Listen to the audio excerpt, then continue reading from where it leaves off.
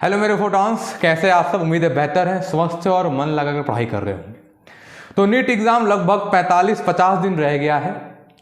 तैयारी आप जोर शोर से कर रहे होंगे, पूरी फोकस के साथ अपने हेल्थ का भी पूरा ध्यान दे रहे होंगे, क्योंकि हेल्थ बच्चा इस समय ख़राब हो गई तो बहुत दिक्कत होगा। तो हेल्थ पे पूरा ध्यान दीजिए, पर्याप्त मात्रा में पानी पीजिए, अच्छा भोजन कीजिए, घर से बाहर बहुत कम निकलिए, ध्यान से निकलिए, ठीक है ना। चोट उट लग गई तो जितनी दिक्कत होगी, आपको पेन में आएंगे तो आपके कुछ हफ्ते चले जाएंगे, और इस समय कुछ हफ्ते खराब हो गए तो बहुत दिक्कत होगा। तो जैसे कि आपने थंबनेल देखा कि कैसे सर, क्या इस बात की गारंटी आप दे सकते हैं कि सिलेक्शन हो जाए? यस, एक तरीका है, अगर आप उसे फॉलो करें, अगर आप थोड़े सिंसियर हैं, थोड़ी बहुत मेहनत किए हैं, तो अभी भी 45-50 डेज में एक तरीका बताता हूं जिससे आप जो है सिलेक्शन वाला मार्क्स मतलब 620 अगर कट ऑफ है तो 630, 635 वाला मार्क्स आप गेन कर लेंगे। क्योंकि सिलेक्शन की बात कर रहा हूं मैं इस वीडियो में, रैंक की बात नहीं कर रहा। अगर आप हाईली सिंसियर हैं तो फिर आप पूरे सिलेबस की पकड़ मजबूत करेंगे, लेकिन अगर आप उतने सिंसियरली वर्क नहीं किए हैं तो फिर किस तरह सर सिलेक्शन ही मुझे मिल जाए? बस जैसे कुछ बच्चों को बस सिलेक्शन से मतलब होता है, ठीक है ना, रैंक से नहीं मतलब है कि मुझे टॉप 100 चाहिए, टॉप 50 चाहिए, टॉप 10 चाहिए, टॉप 3 चाहिए। कुछ लोगों को सिर्फ सिलेक्शन से, जिन्हें सिर्फ सिलेक्शन से मतलब है, भैया आपके लिए, बच्चों आपके लिए, सर आपके लिए ये वीडियो है। तो अगर सिर्फ सिलेक्शन से मुझे मतलब है तो फिर किस तरह की स्टडी हो? देखो, सबसे पहला पॉइंट, द फर्स्ट पॉइंट, कि बायो और केमिस्ट्री दोनों में अगर न मार्क्स आपके लगभग 500 के आसपास आ रहे हैं, क्योंकि अगर तुम बायोलॉजी में फुल मार्क्स पाते हो और केमिस्ट्री फुल मार्क्स पाते हो तो 540 टोटल आता है। चलिए 40 में रख रहा हूं प्लस माइनस में। तो अगर 500 के करीब आपके जो भी टेस्ट सीरीज आपने ज्वाइन किए हैं, अगर उसमें आपने 500 मेंटेन किया है और उस मेंटेन करने के दौरान आप खुद को ये कॉन्फिडेंस दे सकते हैं कि नीट में भी 500 प्लस आ जाएगा, लगभग 500 आ जाएगा, तो सिर्फ आपको 30 क्वेश्चन, लगभग कितने क्वेश्चन करने होंगे? 25 से 30 क्वेश्चन आप करेंगे, यू विल बी 600 प्लस।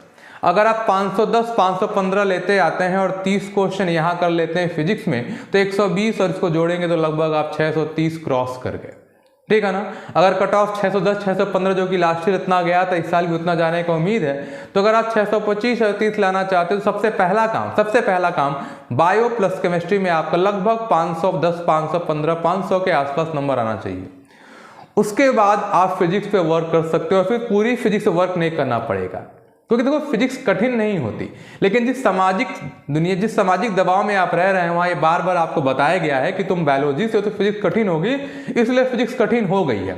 और अब उतना समय नहीं कि मैं आपकी इस मानसिकता को बदलूं, इसलिए मैं ये कह रहा हूं कि आपको अगर फिजिक्स पूरी नहीं आती तो कितना कैसे पढ़ें कि कुछ पढ़ के भी सिलेक्शन मेरे को मिल जाए, अगर मुझे सिर्फ सिलेक्शन से ही मतलब है। तो पहला पॉइंट, बायो प्लस केमिस्ट्री में आप अगर 500 तक क्रॉस कर ले रहे हैं घरेलू एग्जामों में, तो आप खुद को कॉन्फिडेंस दिलाइए, मेहनत बायो और केमिस्ट्री की पक्की रखिए कि नीट में कम से कम 510-15 यहां से आएगा। इसके बाद आपको सिर्फ 25 से 30 क्वेश्चन सही करने हैं, और सिर्फ सही वाले ही करने हैं, सारे अटेम्प्ट भी नहीं करने हैं। जब नहीं कि हम सब 35 कर ले, 40 करने, जितने आएंगे जो सही आएंगे उतने करेंगे, और कम से कम 30 तो आ ही जाएंगे। कैसे आ जाएंगे सर? आप बार बार बोल रहे हैं कैसे आ जाएगा, 25-30 क्वेश्चन कैसे कर लेंगे? तो आप उठा के देख लीजिए, एनालिसिस आप खुद कर लीजिए। अगर मेरी बातें भरोसा ना हो तो हर साल 12th पार्ट से ज्यादा क्वेश्चन आते हैं नीट एग्जाम में। Not only NEET, maximum entrance एग्जामों में जो 11th-12th के बाद होते हैं, 12th के सेक्शन से ज्यादा पूछा जाता है। तो अगर 12th के सेक्शन से नीट में इस साल भी ज्यादा आने वाला है, जो कि आएगा ही, तो एटलीस्ट 12th खराब तो बिल्कुल ना पढ़ें, क्योंकि आप 11 खराब पढ़ सकते, पर 12 में आप कितना भी घिसेंगे पिटेंगे उतना खराब नहीं पढ़ाई किए होंगे। बोर्ड होता है तो कहीं ना कहीं कुछ पढ़ ही लेते हो। तो अगर 12th को अच्छे से तैयार करें, तो नहीं अच्छे से कि 12th का एक क्वेश्चन गलत ना हो। अगर 11th को भी मैं रोक रहा हूं तो 11th की मेहनत भी 12th में लगाओ ना। 12th को इतने अच्छे से पढ़ो कि कम से कम 25 क्वेश्चन, 22 से 25 क्वेश्चन आप 12th वाले जरूर सही करके आओ। उसके बाद कुछ टॉपिक्स हैं जिनको आप अगर पढ़ लो 11th में, तो फिर आपका टोटल 30 क्वेश्चन तो हो ही जाएगा। और 12th बहुत अच्छे से पढ़ लियो, 11th जो टॉपिक बताऊंगा अगर वो पढ़ लिए तो आप 32, 33, 34 क्वेश्चन भी फिजिक्स में कर लेते हैं, और लीजिए आपका सिलेक्शन हो गया।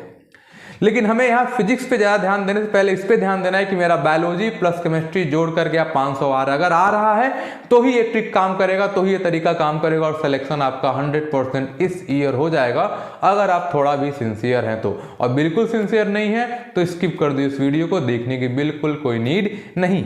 तो कौन कौन से वो चैप्टर हैं जो कि अगर हम पढ़ लें तो क्या है कि नीट एग्जाम में इनसे क्वेश्चन आज 11th के चैप्टर्स पढ़ लें अगर, या ये चैप्टर्स मैं पढ़ लूँ, तो फिर इससे क्या है क्वेश्चन मैच हो जाए। Units and dimension the only first chapter, वही चैप्टर जहाँ से क्वेश्चन आने ही है। 23 में एक भी क्वेश्चन नहीं आया था आपका डायमेंशन से, तो उम्मीद है इस साल कम से कम 1-2 क्वेश्चन डायमेंशन देखने को मिलेंगे। मैच द कॉलम मिलने के भी चांसेस थोड़े ज़्यादा हैं, तो डायमेंशन जरूर पढ़ लीजिएगा, ठीक है ना। एक क्वेश्चन वहाँ से आपका आ ही जाएगा, 100% आना ही है। अगर न्यूटन लॉज ऑफ मोशन में जाए तो फ्रिक्शन, भैया फ्रिक्शन पढ़ लीजिए, एक क्वेश्चन फ्रिक्शन से आना ही आना है, श्योर एंड शॉर्ट आना है। Projectile motion each year 1 question projectile motion पढ़ लीजिए आप, वहां से मिल जाएगा आपको। इक्वेशन ऑफ मोशन से 5 क्वेश्चन आया था 23 में, 5 क्वेश्चन, तो चांस है इस साल कम क्वेश्चन आएगा, लेकिन फिर भी अगर कहीं से आना हुआ तो वही अपना इक्वेशन ऑफ मोशन और motion under gravity, motion under gravity cover कर लीजिए, एक क्वेश्चन वहां से भी आपको फंस सकता है, ठीक है ना। तो Newton laws of motion, friction हो गया, प्रोजेक्टाइल मोशन हो गया, डायमेंशन हो गया, मोशन अंडर ग्रेविटी हो गया। यंग्स मॉडुलस अगर इलास्टिसिटी से उठा लें भाई, यंग्स मॉडुलस पढ़ लीजिए, एक क्वेश्चन वहां से चांस है आने का। फ्लूइड मैकेनिक्स से बर्नौली थ्योरम पढ़ लीजिए, वहां से एक क्वेश्चन मिलने का चांस है। थर्मोडायनेमिक्स में आप आइसोथर्मल प्रोसेस, एडियाबैटिक प्रोसेस पढ़ लीजिए, यहाँ से हर साल एक क्वेश्चन आता है। एफिशिएंसी हीट इंजन पढ़ लीजिए, एक क्वेश्चन वहां से आता है। ट्रांसफर ऑफ हीट में आप Newton laws of cooling, Stefan law, Wien's displacement law, ये पढ़ लीजिए। तो इन क्वेश्चन से एक क्वेश्चन यहां से आपको देखने को मिले। बाकी मैं एक डिटेल वीडियो बनाऊंगा कि किस चैप्टर में कौन सा टॉपिक अगर आप पढ़ ले तो वहां से क्वेश्चन मिलने के चांसेस सबसे ज्यादा है।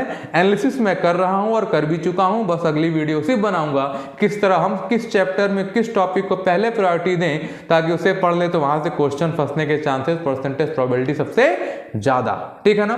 तो इस वीडियो को बिल्कुल अच्छे से फिर से देखिए, कोई कहीं डाउट हो तो बिल्कुल करता ही, मैं तो यही हूं, कहीं नहीं जा रहा, ठीक है बच्चों। बेस्ट ऑफ लक, मेहनत करते रहिए।